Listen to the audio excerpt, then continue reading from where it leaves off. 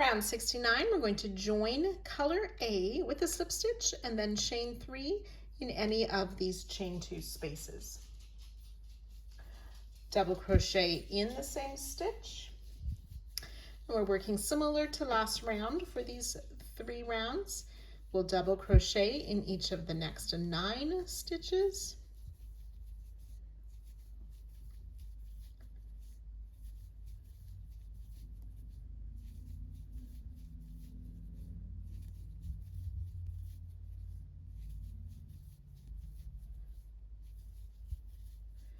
Eight and 9 double crochet, skip the next 2 stitches, double crochet in the next 9,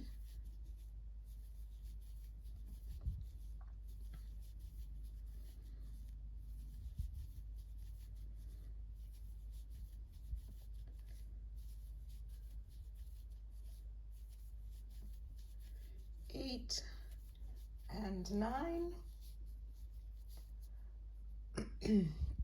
In the chain 2 space, then we'll place 2 double crochet, chain 2, and 2 more double crochet.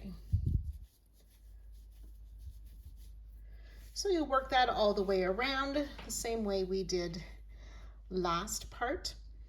When you get to the last repeat, you'll add 2 more double crochet to this chain 2 space, double crochet into the top of our chain 3. Then you'll work in a similar way for round 70 and 71. Round 70, you'll have 10 double crochet before you skip.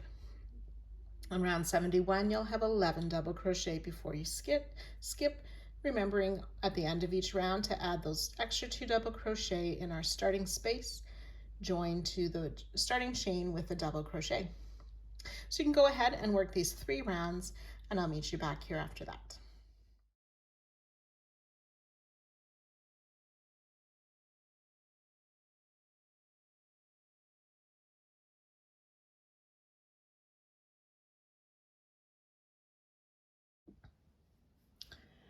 Round 72, we're going to be using color B. You will want to have a lot of stitch markers handy for this round as well. We are going to start in any of the chain 2 spaces at the top of the peak. We will join with a standing single crochet and single crochet once more in that same space. We'll single crochet in each of the next 12 stitches. 1, 2.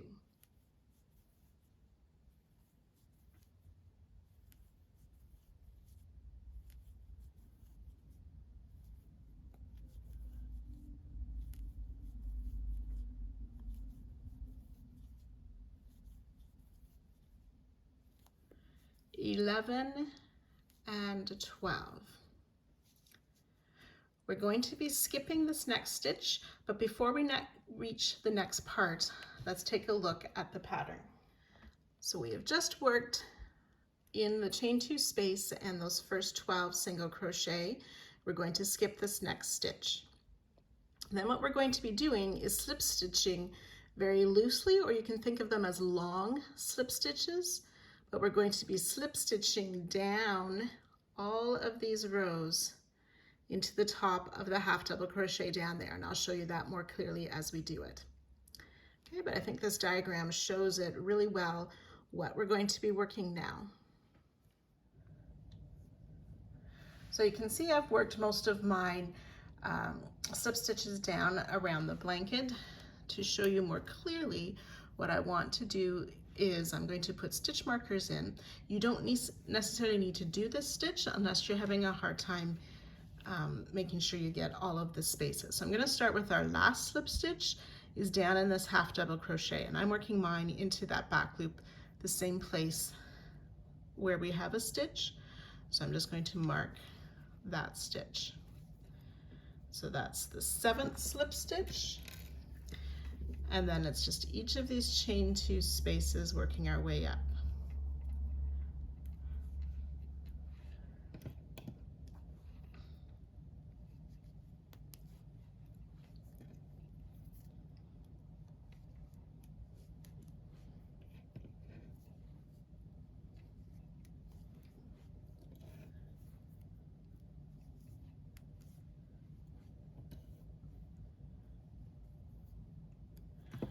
should be 1, 2, 3, 4, 5, 6, and 7 slip stitches. So if you have worked surfaced crochet before, it's a similar technique. We're going to keep our working yarn behind our work, and we'll insert our hook through to pick up the yarn and pull through. So you can sort of think of your hook as a sewing machine needle going through the fabric to the back, and then it hooks that thread to bring it back up to the front. So slip stitch in this first space, that's fairly normal. Now down to this next, so that's my yellow marker. Insert in that space, pull the yarn through. Now you'll notice how I have that loop on my hook is pulled longer because we want to make loose or fairly long slip stitches. Now we want to be careful when we pull through that we're not shortening that slip stitch there. Down into the next space, pull that loop through and through the loop, and I just gently pull through more length.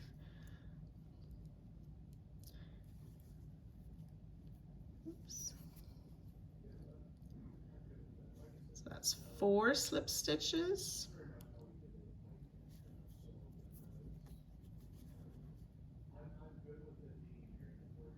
5, 6, and then the 7th one goes into that half double crochet and pull the loop up. So that's our first 7 slip stitches worked down. Now we're going to come back up and work slip stitches in the same spots just beside where we made the slip stitch. So still want it to be loose or longer.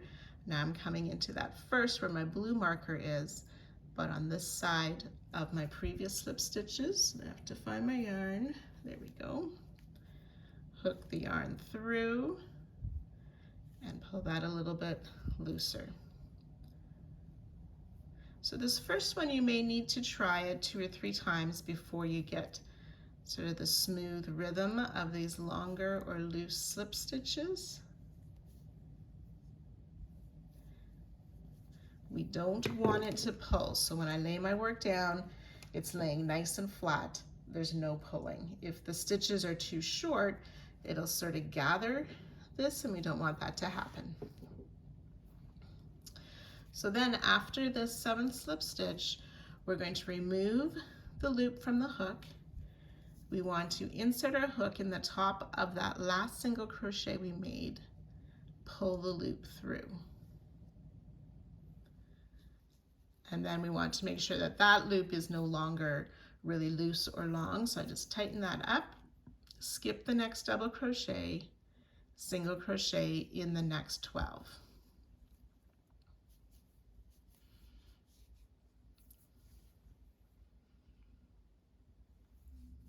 3.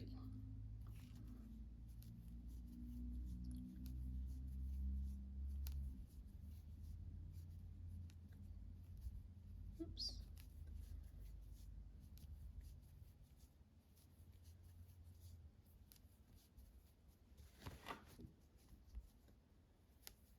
11 and 12 single crochet.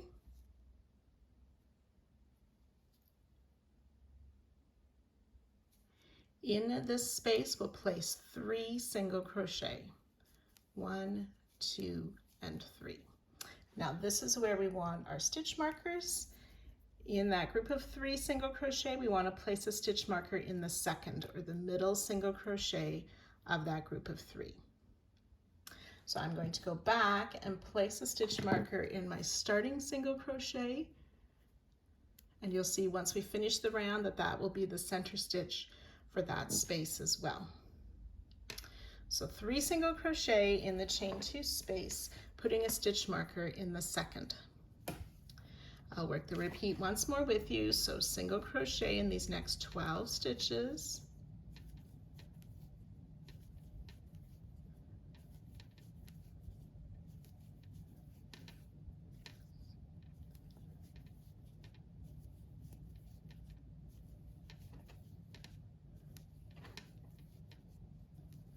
11 and 12 single crochet. Skip that next double crochet, slip stitch in the space, and then working our way down, we'll make 6 more slip stitches. So that was 1, 2. Make sure that they're very loose, or think of them as long slip stitches. I'll try that one once more. Okay, and you can tighten just so they lay flat, not that they pull your work. So my loop on the hook, I'm stretching or making a bit longer, inserting in the next space to finish the slip stitch. So that's 6 slip stitches. And now in the top of that half double crochet, we'll place the 7th slip stitch.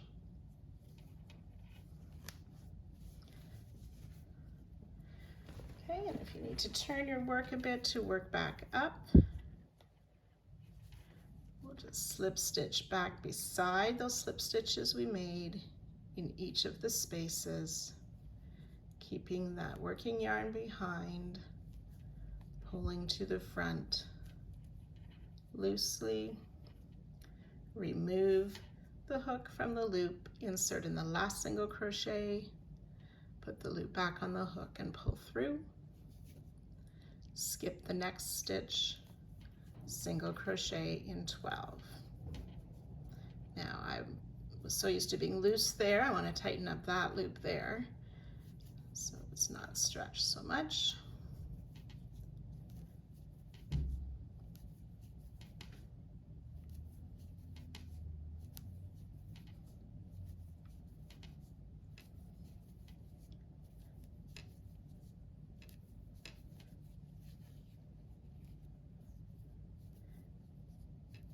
$11 and $12, 3 single crochet in the space.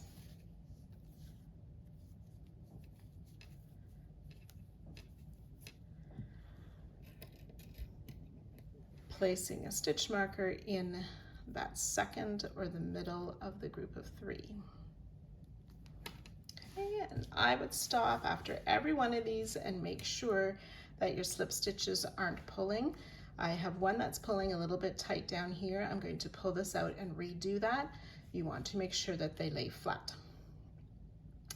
Then you can go ahead and work that all the way around, and I'll join you just at the end of the round. When you've worked all the way around, we need to place 1 more single crochet in that starting chain space before joining to that first single crochet. And you can fasten off. Be sure to place those stitch markers in the second of the group of 3 single crochet at the top of each peak. There should be 891 single crochet at the end of this round.